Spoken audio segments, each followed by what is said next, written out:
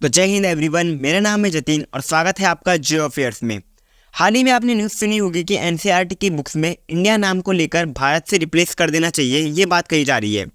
अब देखो, इसकी शुरुआत वैसे 2020 से हो गई थी, क्योंकि देखो 2020 में भारत सरकार ने नई एजुकेशन पॉलिसी को स्टार्ट किया था, जिसके अंदर स्कूल में पढ़ाई को लेकर चेंजेस करने थे। और इसी के साथ एनसीईआरटी को ये काम सौंपा गया था कि जो स्कूल्स में सब्जेक्ट्स पढ़ाए जाते हैं, इसको लेकर चैप्टर्स में कुछ चेंजेस करने हैं। तो 2020 के आते आते अब 2023 हो गया है और एनसीईआरटी ने सरकार को ये कहा है कि हमारी जो एनसीईआरटी की बुक्स है, इसमें सबसे पहले तो हमें इंडिया नेम की जगह भारत नेम को ज़्यादा प्रायोरिटी देनी चाहिए। और सरकार ने जिस कमेटी को ये काम दिया था उसमें 19 मेंबर है और सभी इस बात से एग्री हुए कि इंडिया नाम को भारत से रिप्लेस कर देना चाहिए। अब ऐसा मत समझना कि इंडिया नेम को बिल्कुल बुक से गायब कर दिया जाएगा। देखो, कहने का मतलब है कि हमें ज़्यादातर भारत नेम को यूज़ करना चाहिए, जो हम स्टार्टिंग से यूज़ करते आ रहे थे। और फिर इसी कमेटी के मेंबर हैं, इनका नाम है आइजैक। इनका कहना है कि इंडिया की हिस्ट्री को अच्छे से रिप्रेजेंट नहीं किया गया। मैं साफ साफ बताता हूँ इनका कहना क्या है। ये कहते हैं कि मुगलों को एक तरह से ज़्यादा दिखाया गया है कि इन्होंने अभी तक जितनी भी वॉर जीती है उसको ज़्यादा दिखाया गया है, लेकिन जो ये वॉर बुरी तरह से हारे थे उसका एनसीईआरटी की बुक्स में मेंशन ही नहीं है।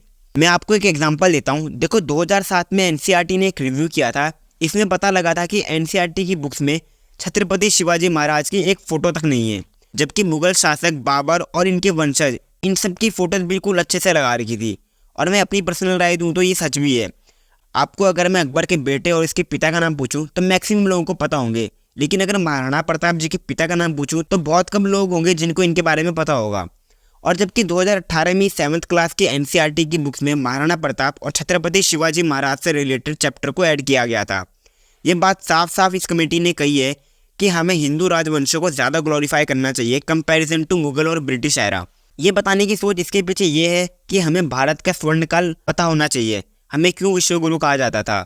और दूसरी ओर हमारा पड़ोसी देश चाइना, पाकिस्तान नहीं, पाकिस्तान का तो खुद का इतिहास 1947 के बाद स्टार्ट होता है। मैं बात कर रहा हूँ चाइना की।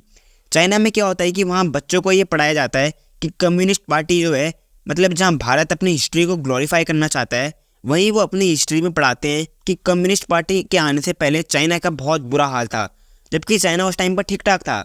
लेकिन वो ऐसा दिखाते हैं कि कम्युनिस्ट पार्टी ने ही सब कुछ किया है, डेवलपमेंट, फ्रीडम, डेमोक्रेसी, फैसिलिटीज़ सब कम्युनिस्ट पार्टी की देन है। अगर बचपन से बच्चों को ये सब पढ़ाया जाए तो उनकी जो मानसिकता और सोच होगी वो बिल्कुल कम्युनिस्ट पार्टी से मिलती जुलती होगी। वो तो हम खुश हैं जो भारत में रहते हैं। और अगर आपको जानकारी अच्छी लगी हो तो चैनल को सब्सक्राइब कर देना और वीडियो को लाइक कर देना। तब तक के लिए जय हिंद, जय भारत।